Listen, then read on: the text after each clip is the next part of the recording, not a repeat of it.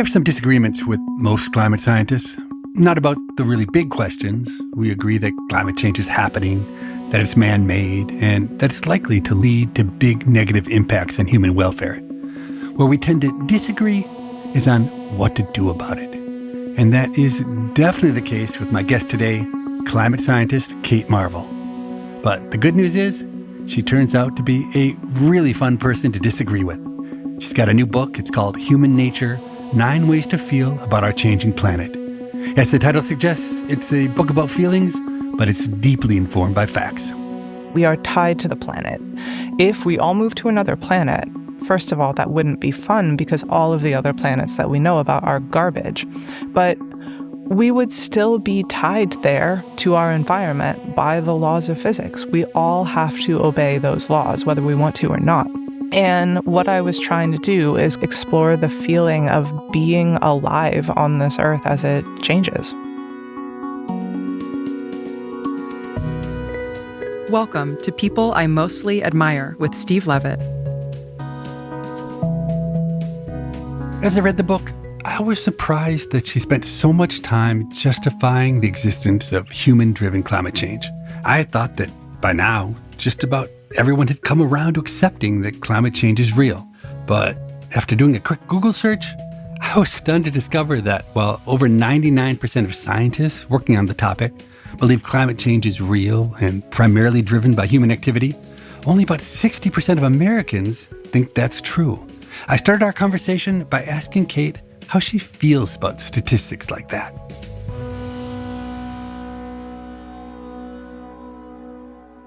Yeah, I got a lot of feelings about that.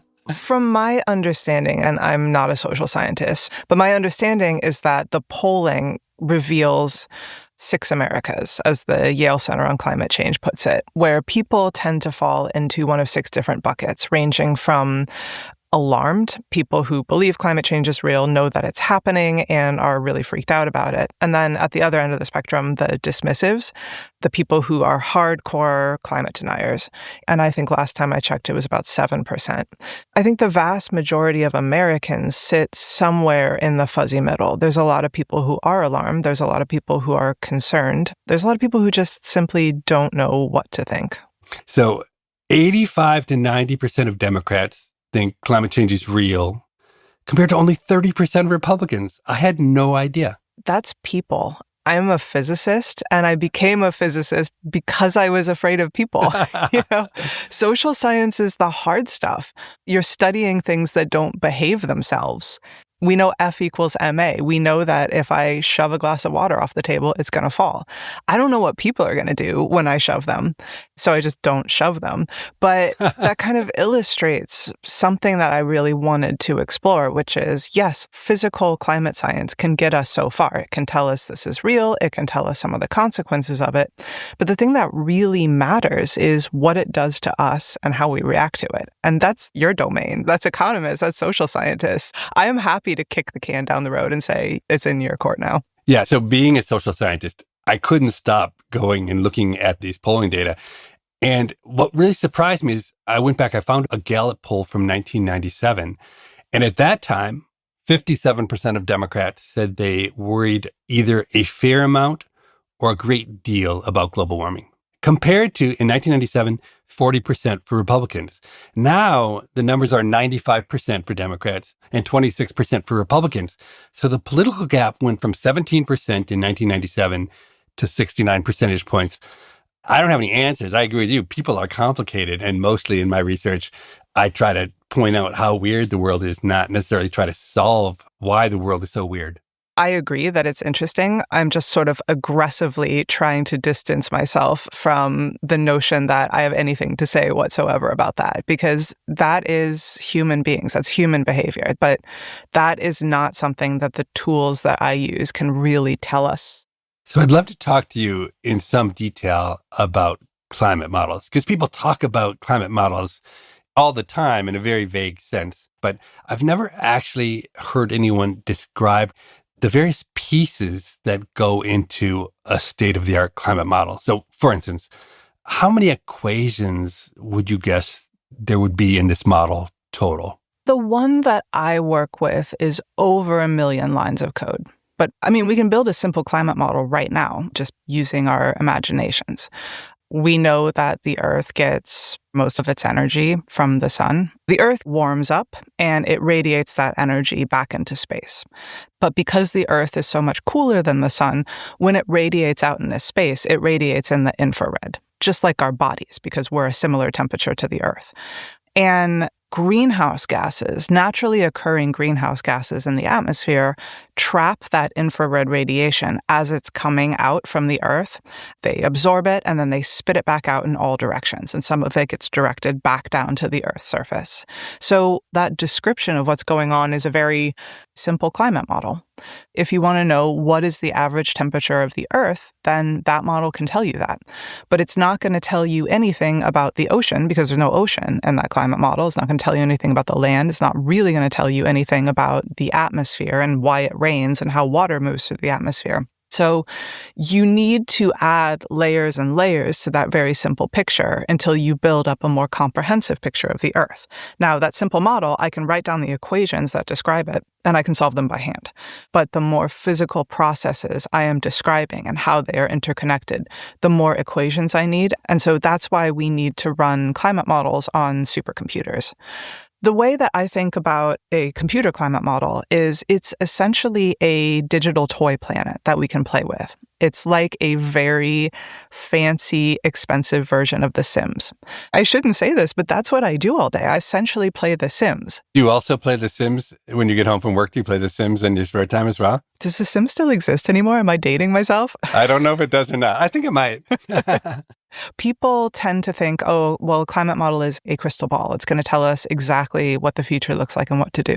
And that's not what they're for. A climate model is a research tool because if we want to do an experiment on the Earth, if, for example, we want to understand what would the planet look like without human influence, we have two choices, right? We can tell everybody to move to another planet for 500 years while we observe this one, or we can do that experiment in the digital safety of a climate model.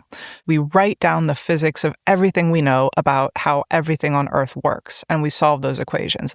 And actually, I want to hear from you about this because my understanding is that in economics, you use models, but your models are very different from our models in climate science. It's true. About 50 years ago, there was a big push to build the kinds of models that mirror modern climate models. So they were complicated, they had many equations.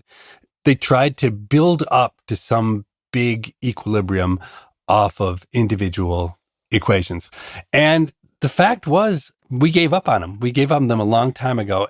It was before I was an economist. I think the reason was that they just didn't work well. They couldn't predict outcomes any better than the median guess of human economists. And I think in part that relates back to something you said earlier, which is physics is relatively easy compared to human behavior. And macroeconomic models were trying to model human behavior and they didn't have any luck.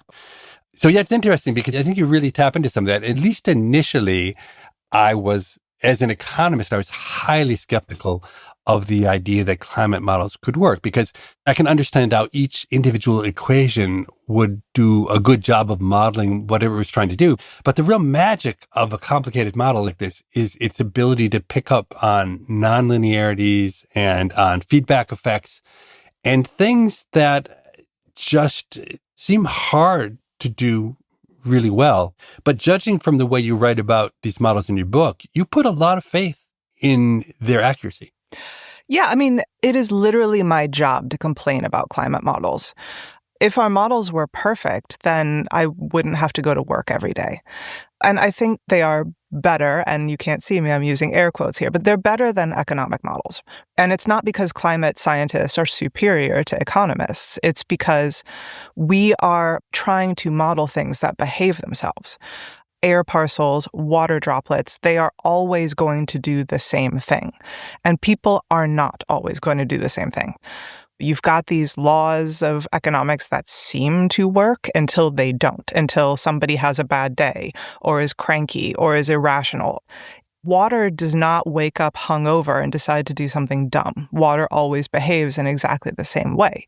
And so I have faith in climate models insofar as they are describing processes that exist in the real world and physics that we've understood for a really long time. Where climate models exhibit imperfections is, like you said, in the interconnectedness of everything when we start solving these equations and we let them talk to each other, but also in the fact that stuff happens in the climate system on different scales.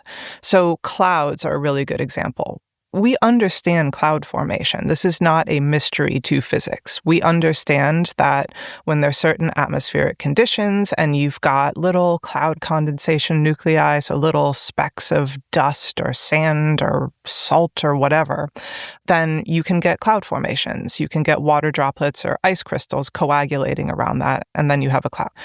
But in order to put that in a model of the entire globe, we do not have computers that are powerful enough and will ever be powerful enough to track every single dust grain and bit of sand and salt and soot and whatever in the atmosphere. As a result, there's this real scale mismatch. And so we have to make approximations about how clouds form so that we can put those equations into a global climate model. Different climate modeling groups make different decisions about how to do that, how to represent clouds. As a result, we see a spread in what climate models are predicting for the future, because basically how hot it's going to get in the future in response to a given amount of carbon dioxide in the atmosphere, that boils down to what are clouds going to do.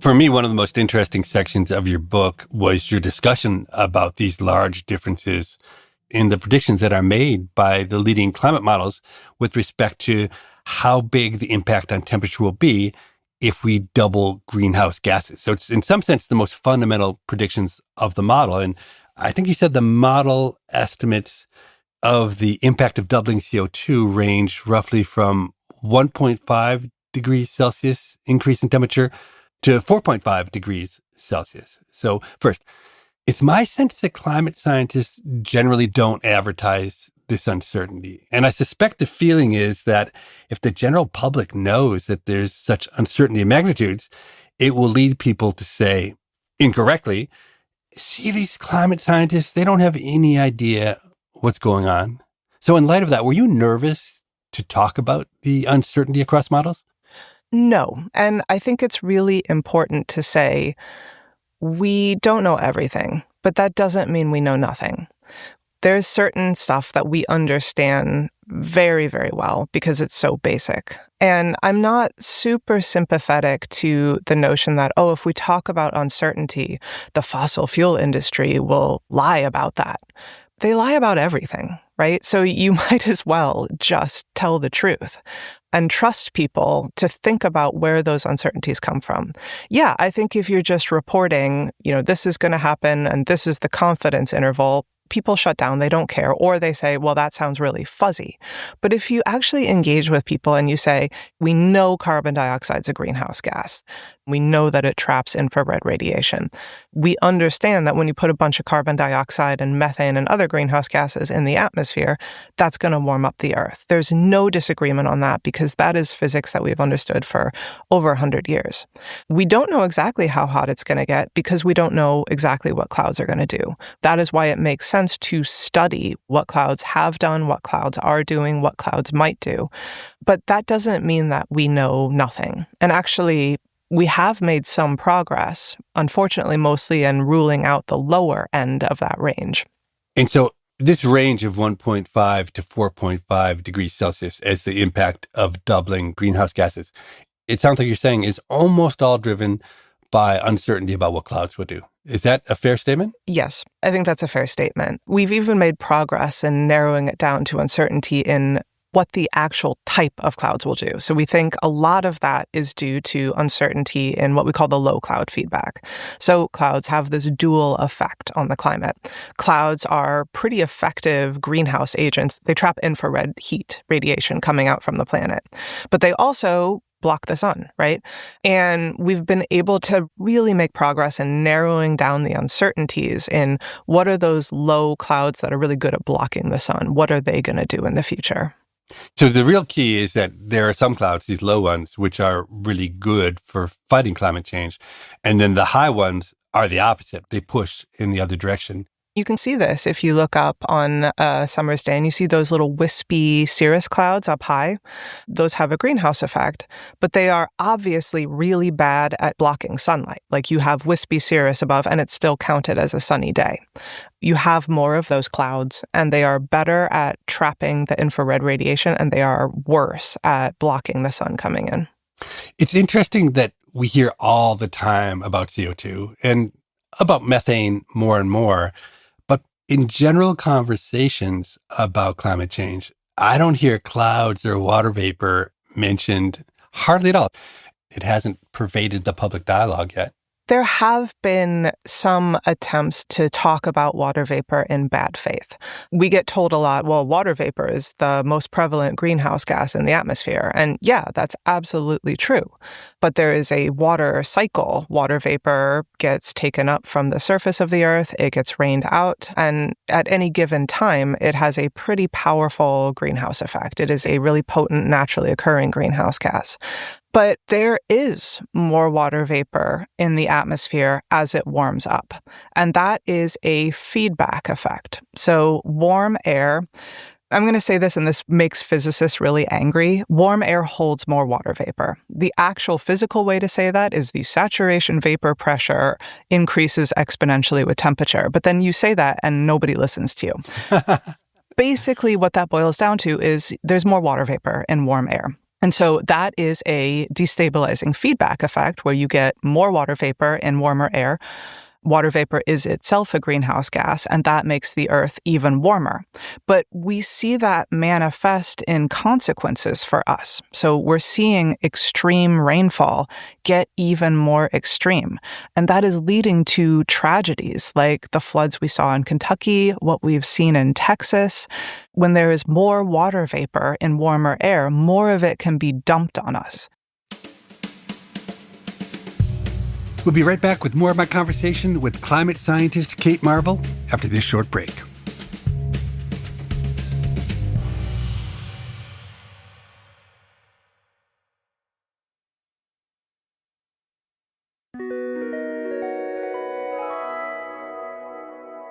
Now, the test ultimately of these climate models is whether they can predict things. And I think if you go back in time and you ask how the leading climate models have done in terms of predicting the rise in temperature, at least at the global level, they've done really, really well. But it also hasn't been a very hard problem because I think a simple linear regression would have done pretty well also because temperatures have been rising pretty steadily for the last 50 years.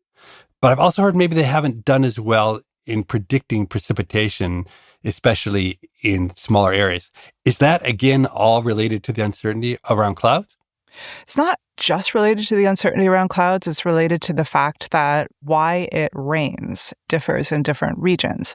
So in the tropics, it rains mostly because it's really hot there and you've got this hot, moist air that's ballooning up, that's rising from the surface. And when it rises up from the surface, it cools, the vapor in the air condenses, and it rains down on the tropics.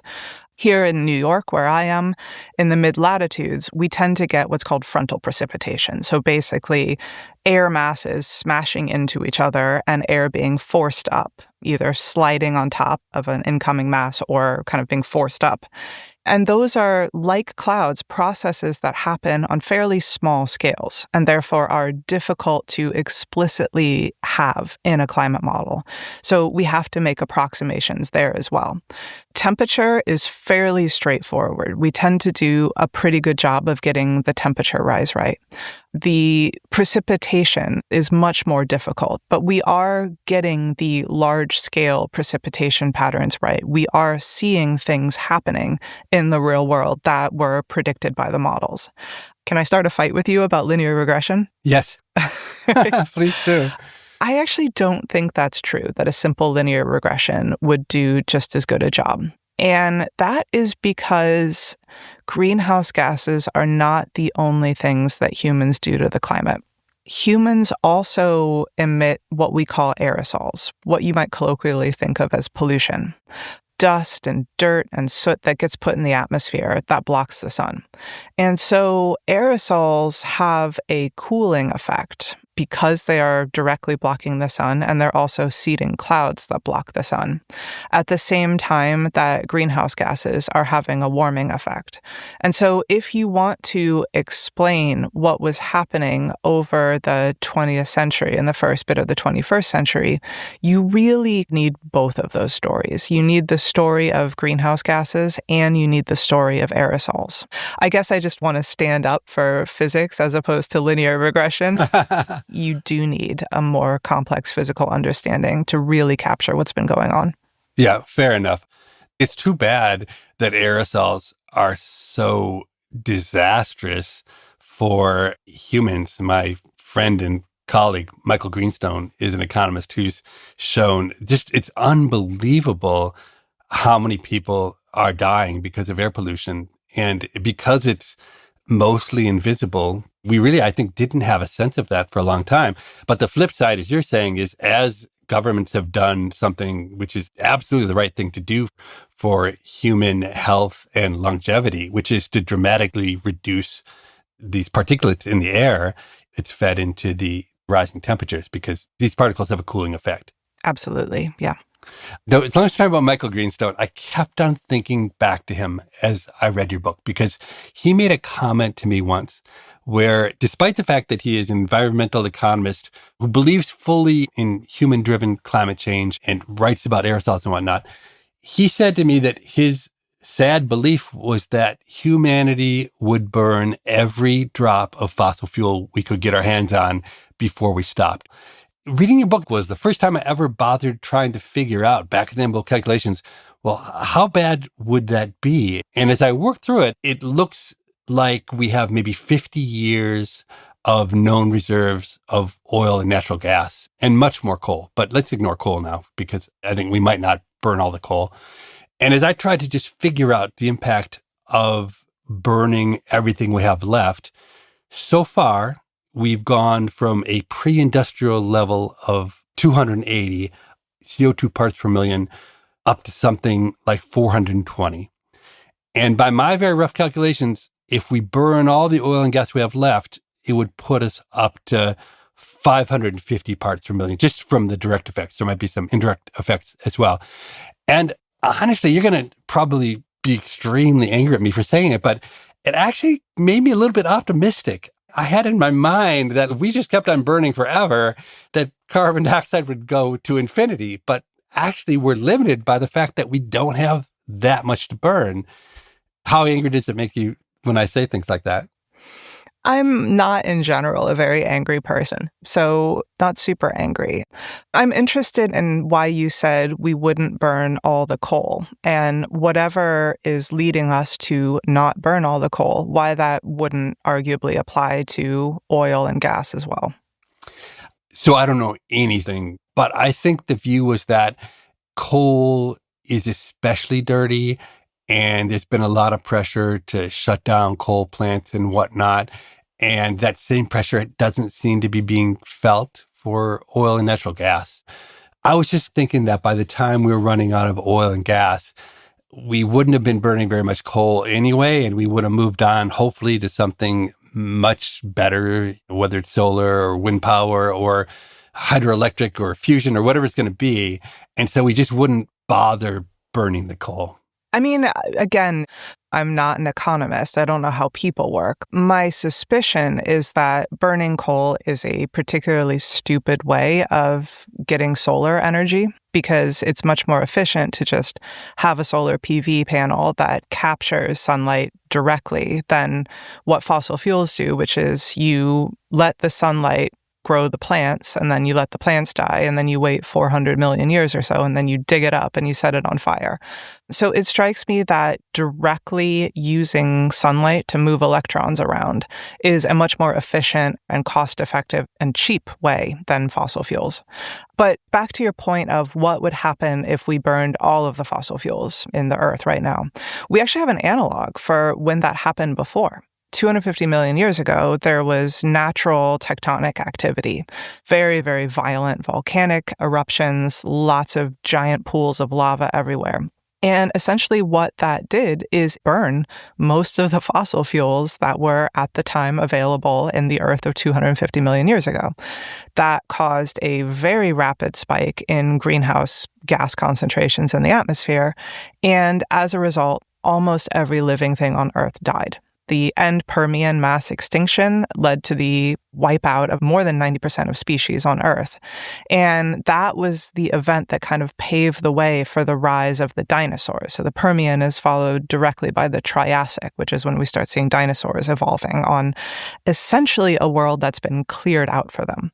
And so the Earth has done this experiment before, and I would argue that didn't end well for anybody.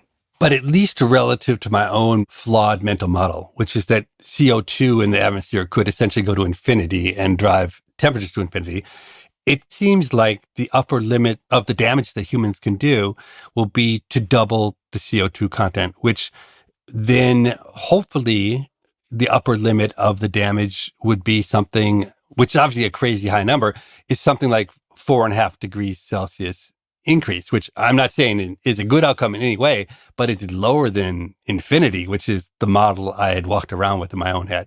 I feel very confident saying lower than infinity.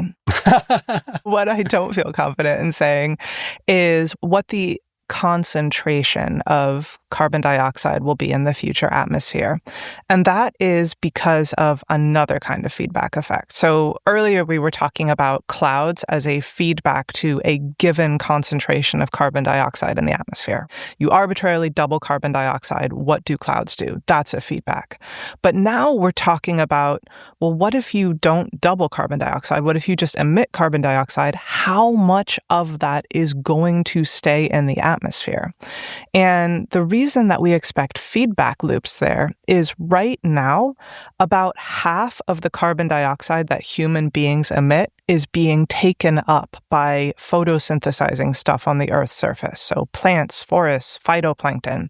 That's what they do. When there is carbon dioxide in the atmosphere, plants tend to like it, plants tend to grow. Like people tell climate scientists all the time that, oh, carbon dioxide is plant food. And yeah, it is. Plants like carbon dioxide. But it is really hard to take carbon dioxide out of the atmosphere when you're on fire. I probably shouldn't laugh at that, but that was funny. Well, it's true. We expect that in the future, there's no reason that the terrestrial biosphere, stuff that's growing on the planet, there's no reason to expect it's going to continue to remove half the carbon dioxide emissions from the atmosphere. So we have these two competing effects. We have the carbon dioxide fertilization effect, which is plants like carbon dioxide, it's plant food, but that is going to be limited by water availability. It's going to be limited by nitrogen availability, other nutrient availability. At the same time, we start seeing climate change effects on the Earth. Places that used to have forests maybe cannot support forests anymore. The absolute nightmare scenario would be the Amazon rainforest becomes a savanna. And so we expect to see shifts in what grows where and how healthy stuff is. And as a result, we expect that as carbon dioxide emissions increase, we can no longer rely on the Earth to remove a lot of those for us. We think that is going to be a destabilizing feedback as well. So that was a flaw. In my simple thought experiment, I was only thinking about the direct effects of just when we burn the stuff that we can burn, how much will go into the air. And it left out all these feedback effects. So you have made me less hopeful about the scenario in which we wantonly burn everything we can over time. Yeah, I think we shouldn't do that. Look, I think many people agree that we shouldn't do that, but I also think realistically, there's a good chance that we will, just by virtue of human nature and by virtue of the difficulty of agreeing on things. I mean, let me give you a great example. as I was doing research to talk to you, I kind of had a view that no government is really going to be able to impose the costs on their citizens of really fighting climate change. And so there'll be a lot of talk, but nobody will really do it. But the fact is, much to my surprise, the European governments have really committed to fighting climate change, and they've done a good job. The last data I looked at, European emissions were down 37% relative to their 1990 levels, even though their economic output had grown by 70% over that same time period.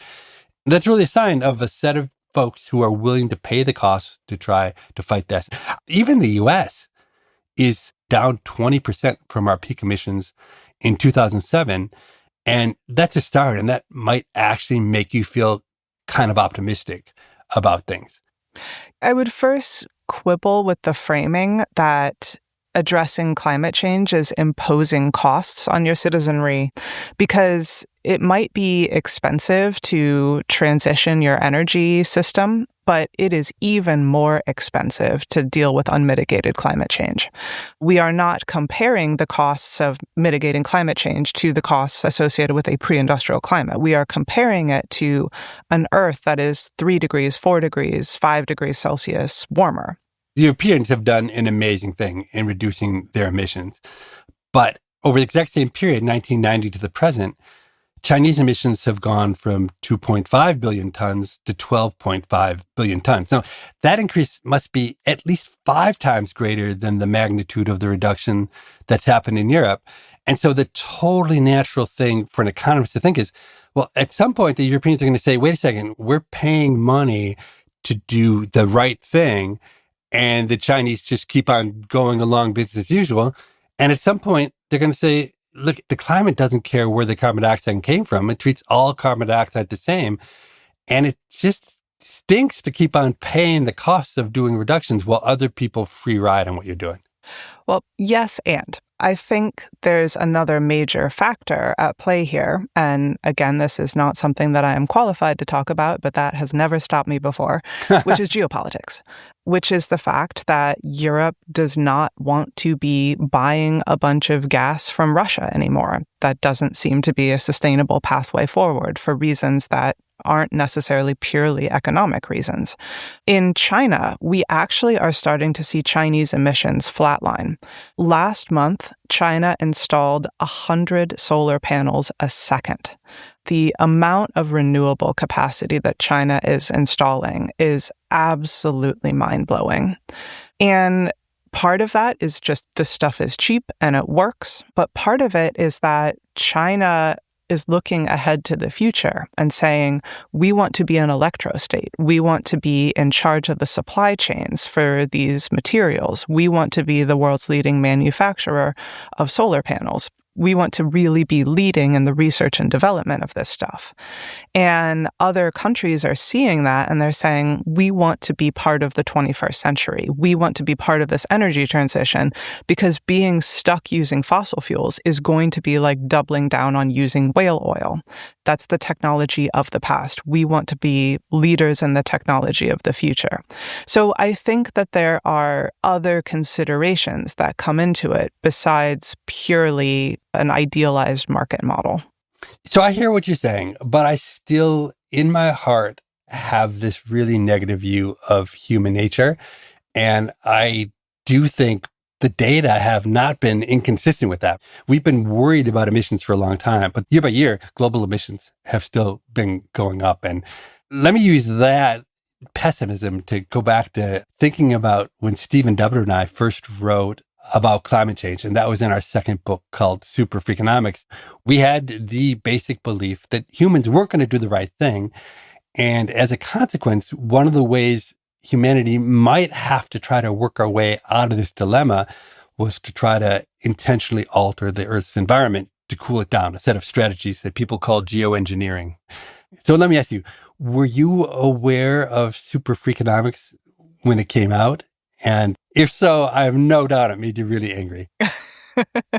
Yeah, I think there were a lot of real cranky climate scientists after that came out. You have not historically been much of a fan of this concept of geoengineering. It's fair to say, right? No, my view is that it's like having your stomach pumped. You're going to be glad that's an option on the table if you really need it, but you should really stop eating poison in the first place. So in my mental model of geoengineering, there's two buckets. One is trying to cool down the planet by blocking the sun, and the other is trying to cool down the planet by hacking the carbon cycle, by taking carbon dioxide out of the atmosphere. And so in this particular context, which one of those or both are you talking about? I'm more taken with the solar radiation approaches to geoengineering. In the book, we talked about sulfur dioxide and how you can put that in the stratosphere, but my own personal favorite one was the ideas that John Latham had.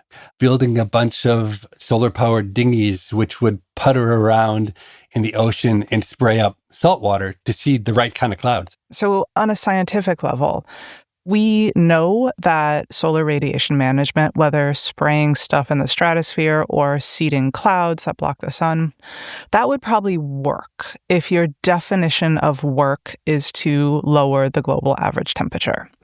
But nobody cares about the global average temperature. People care about the consequences that come along with the change in a climate. Putting a bunch of carbon dioxide in the atmosphere warms the entire atmospheric column, whereas blocking the sun basically prevents sun from reaching the surface. Those are different things, and they do not exactly cancel each other out. And so, as a result, we know that we will see impacts on the global water cycle. We will see shifts in precipitation patterns. We will see droughts get worse in some places, rainfall increase in other places. So that's something that we know will happen. And then there's known unknowns. We don't know exactly how that will play out. And then there's unknown unknowns, the things that we haven't even thought to think about. But the thing that really freaks me out about geoengineering is that science can inform this problem, but I don't want to be involved in making these decisions. I don't think scientists should be the ones making these decisions because this is an experiment on the entire planet. And I want to acknowledge that right now we are currently doing an uncontrolled experiment on the entire planet, but I don't believe that, well, there definitely is not now, and I do not believe there will ever be a global governance structure that is capable of making the decision to deploy or not to deploy. Exactly what you said. It seems totally crazy that there's no entity right now that is trying in a unified way to think about both the ethics of doing these things, but also in a pragmatic way saying, look, as an insurance policy, shouldn't we be building our knowledge so that we have more options when we need them? Yeah, and I am strongly supportive of model-based geoengineering research. I think we should be doing these experiments in our climate models. I think we should understand what we know, what we don't know, what we really need to focus more research on. For example, I myself am thinking lately about what would happen to the carbon cycle if we do this, if we spray particles in the stratosphere, if we block the sun. That's going to give us less direct sunlight, but it's going to give us more diffuse sunlight. And plants tend to like direct sunlight, but also like more diffuse sunlight. What's that going to do? Are we going to be able to mitigate some of these temperature-induced effects on plants? When it comes to deploying trials in the real world, I think those need to be approached with incredible care.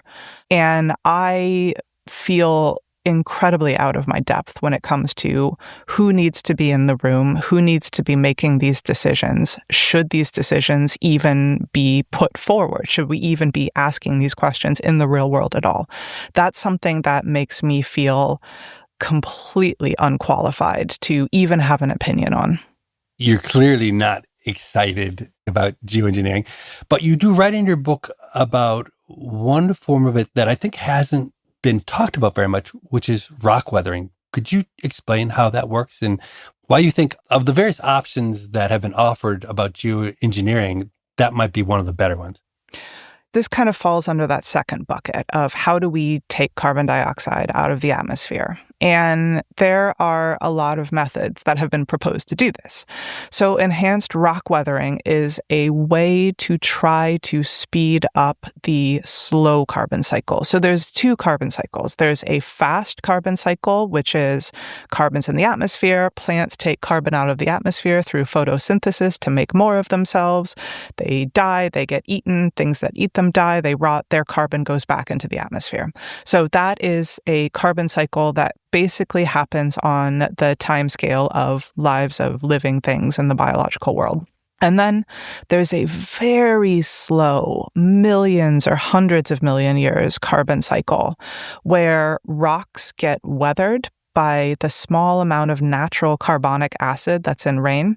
And then they go down, they get washed to the bottom of the ocean, the carbon is locked away there, and eventually it's released back into the atmosphere by large-scale tectonic activity, volcanoes, basically. So you're saying that the carbonic acid, by eating away at the rock, it actually gets absorbed into the rock and then it falls to the bottom of the ocean. Okay, gotcha. Exactly. And this process is painfully slow, just geological timescales.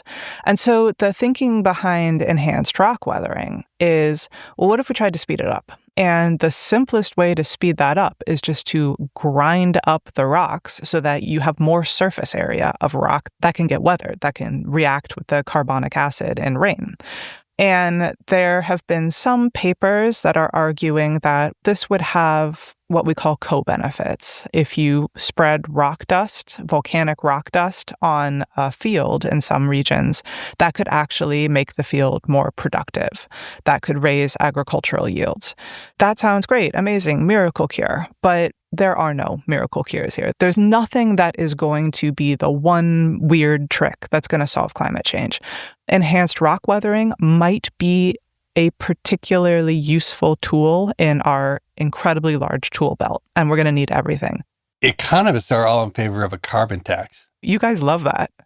It just seems like such an obvious thing to do because the price of oil and gas and coal should reflect the damage it does via climate change. And we have some estimates of how big that damage is. And it's actually pretty easy to implement because we only pull oil and gas and coal out of the ground in a very distinct set of places. And virtually every economist I know thinks it's a good idea.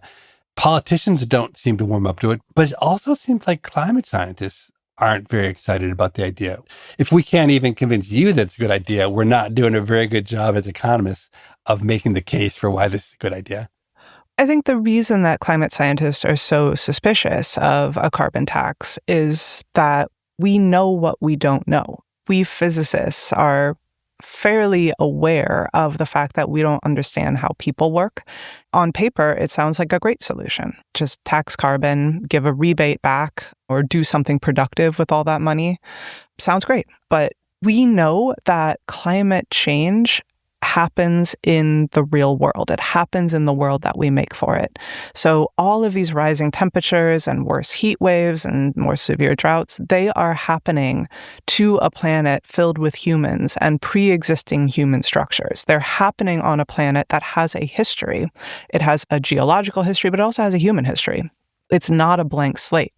If you try to implement a carbon tax on this incredibly messy, disorganized, ornery Earth full of humans who don't do what they're told and don't do what they're supposed to, I don't necessarily understand the consequences of that. I don't understand how you get it done. So my objection is not to a carbon tax in the abstract. My objection is to how do you actually get it done? And if you say this is the only policy solution that I will accept, is that shutting you off to other ways that we might be able to make a dent? You're listening to People I Mostly Admire. I'm Steve Levitt, and after this short break, Kate Marvel and I will return to talk about why she's probably finding this conversation frustrating.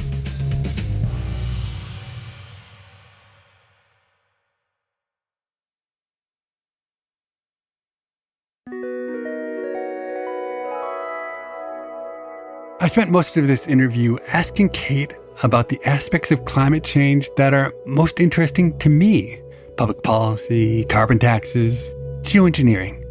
As she's made clear several times, these things are actually mostly outside of her area of expertise, which is physics.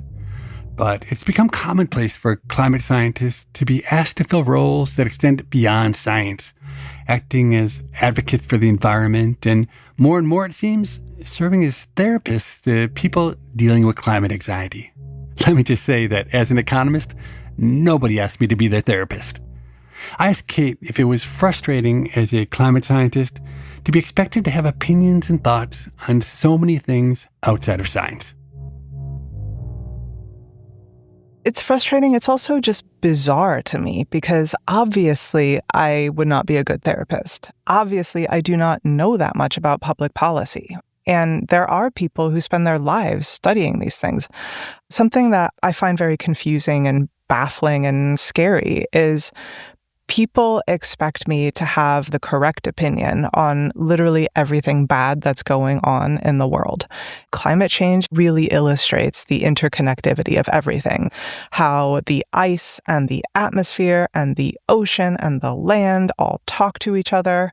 But it also illustrates the interconnection of society. And so on a very high level, yes, everything is interrelated, but it can be extremely overwhelming to ask a climate scientist to have strong opinions on every conflict, every tax policy, every unfairness in the world.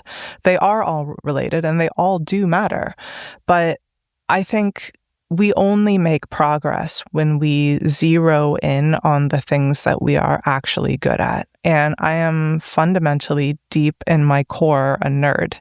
And I like doing science. I like doing physics. And I think that's where my contribution can be. So you're a physicist, but in your new book, Human Nature, 9 Ways to Feel About Our Changing Planet, you're questioning what it means to be a scientist who feels things about what she's studying. Could you talk about that? I struggled with this for a while because scientists in general are supposed to be neutral and objective. But I study the Earth, and that means that I have a conflict of interest because everybody and everything that I care about lives here. So I can't be neutral and emotionless. And I worried that if I say I feel things about this planet, is that going to make me less credible? And then I realized that no, that makes me a liar. And I don't want to be in the business of saying things that are not true. As scientists, we have tried for a really long time to talk about climate change through the prism of science, right? We've been like, oh, just one more chart and it will convince everybody. Like, hey, look, guys, we have another equation. Now does everybody believe us? And that hasn't worked because that's really not how people relate to information. We like stories, and stories make us feel things.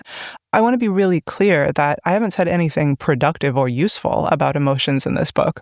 People ask me, I have climate anxiety, what should I do? And I don't know. Go talk to somebody who knows what they're talking about. What I am saying is that it's okay to feel things, and it's okay to tell stories about climate change and what it has meant in the past and what it means in the future.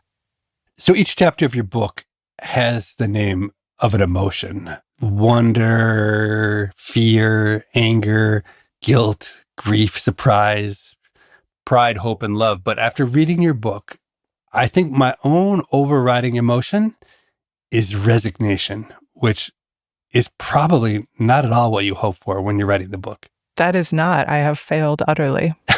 Why do you feel that way?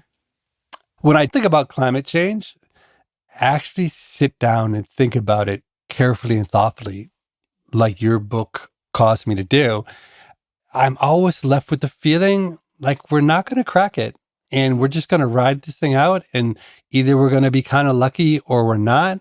I just don't have enough faith in humanity to think we're going to solve it in a good way. Interestingly, when we wrote Super Freakonomics and everyone got so mad at us, I actually had hope, because at that time I had a feeling that science, clever science, really smart people were going to be the answer to this problem. But I think more and more, I have the sense that this might be a problem the scientists just can't get us out of.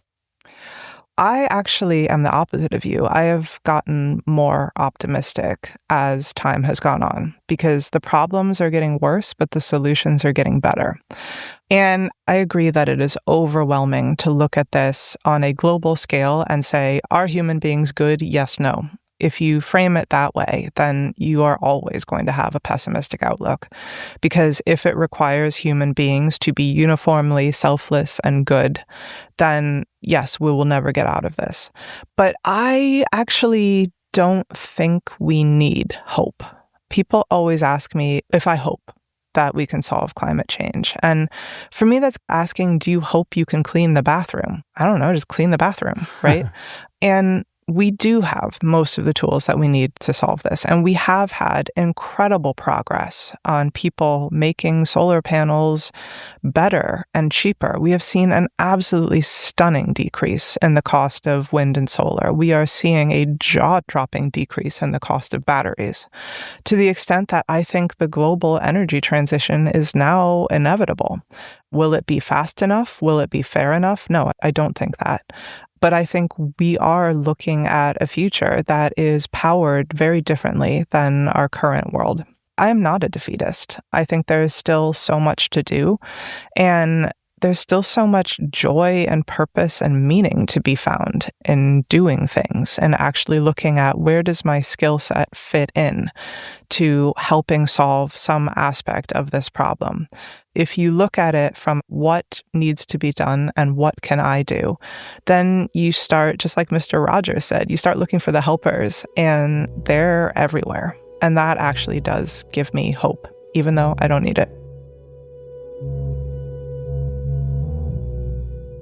It's always interesting to me when two reasonable, thoughtful people like Kate Marvel and myself can look at the same set of data, agree on the facts, and still come to opposite conclusions. When I look at where we're heading with the climate, I have the overriding sense that we're on a bad path with little or no chance of getting off. Kate, on the other hand, is optimistic, feeling that the solutions are starting to fall into place. I'm curious, what's your view about our future climate? Are you optimistic or pessimistic about the state of the Earth's climate 50 years from today? I'd love to hear your answer to that question. Send us an email. The address is pima@freakonomics.com. And also your age and the country that you currently live in. Feel free to write as much as you want, but also feel free to write literally a 3-word email that has either the word optimistic or the word pessimistic, your age, and your country. I'll tally up the responses and report back on them in a future episode. So this is the point in the show where I bring on my producer, Morgan, to pose a listener question. Hi, Steve. So a listener named Jasper sent us an email with an idea, and he's curious to know your opinion. Jasper proposes that the government should charge 1 penny for every email sent. The fee would be charged to the sender. Our inboxes fill up with a lot of clutter, and Jasper thinks this could disincentivize senders of spam and promotional emails. He also says that even if 1 penny per email doesn't prompt anyone to change their behavior, it would be a lot of revenue for the government. So, Steve, what do you think of this idea? I love the idea. I love the way Jasper is thinking. Let me explain why. With the caveat that I'm sure there is a scientific literature that studies optimal message sending. I've never read that literature, so this is just my own impressions. So all of my logic starts from a basic premise, Morgan, which is that I think the sender in general cares more about the message being delivered than the receiver cares about receiving it. And you can think of exceptions, but don't you think that's basically true? Yeah, absolutely. Any business that's sending out a promotional email is doing it for their own self-interest in the hopes that 5-10% of recipients will open it. Yeah, but even if you send me an email, usually it's more important to you, and sometimes it's important to me, and sometimes it's not. When I send you an email, it's always about this podcast, so it should always be important to you. Okay, so let's think about a world where it's costless for the recipient to receive a message. So if you send me a message, I can just know what it says without having to spend any time or money doing it. Of course, that's not true, right? It takes me time to sift through messages. Even if I don't read the actual message, deleting it from my inbox takes a little bit of time. It's no accident that snail mail, when you send letters through the post office, it's the sender who pays the postage, not the recipient. And that's in line with what Jasper's talking about here. One other thing I want to bring up. I have long loathed voicemail. It takes as long for the listener to listen to the voicemail as it does for the sender to have recorded it. And that's really inefficient because in general, you want to have technologies where it's relatively hard to send the message and relatively easy to receive the message. And so that's good about email, right? It takes you a lot longer to compose the emails that you send to me than it does for me to read them. So in general, I think email's moving in the right direction already of putting the burden on the sender. Well, this might be true on a one-to-one basis, but what about emails to thousands of people, like spam? Exactly. You totally nailed where I was going with that, which is you compose a spam email once and then you send it to 10,000 people. And that's incredibly inefficient because almost all of the effort goes to getting rid of the spam and very little to sending it. And that's what we call in economics a negative externality. And how do you deal with negative externalities? Well, you want to tax them. And just like a carbon tax would tax the negative externality of climate change, Jasper's idea would be to tax the negative externality of spam. So I think it's a great idea. So you think this should be enacted? I think it's a good idea, but I think it's impossible to do for the reason that micropayments have never been figured out. Now, I don't know why, but it's turned out that nobody has found a good way to allow people to be charged 1 cent for doing something.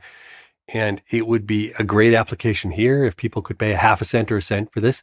But an equally good application, and one that I've been frustrated by for years, is how you could use micropayments for podcasts. Because advertising on podcasts is an incredibly inefficient way of wasting everybody's time listening to ads that most people don't really want to hear. If instead you could charge someone a penny to download our podcast, that would be better for everyone. And that technology has just been elusive. So what we really need is some super smart listener to figure out how to create a world in which micropayments are possible.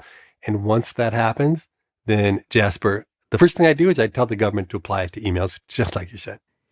Jasper, thanks for writing and great idea. Listeners, if you have an idea for us or a problem that could use an economic solution, send us an email. Our email is pima@freakonomics.com. That's PIMA@freakonomics.com.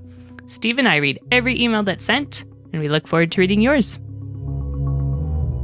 Next week, we've got an encore presentation of a conversation I had with my good friend and former Secretary of Education, Arne Duncan.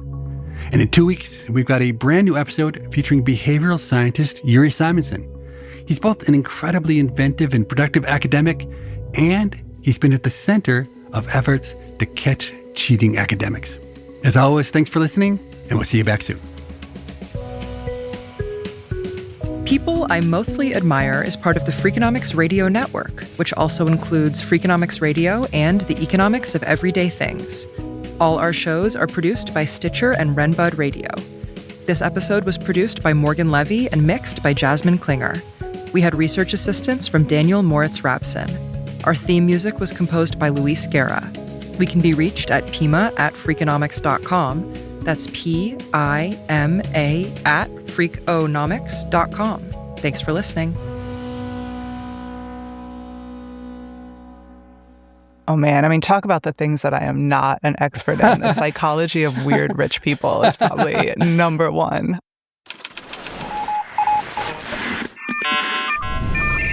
The Freakonomics Radio Network, the hidden side of everything. Stitcher.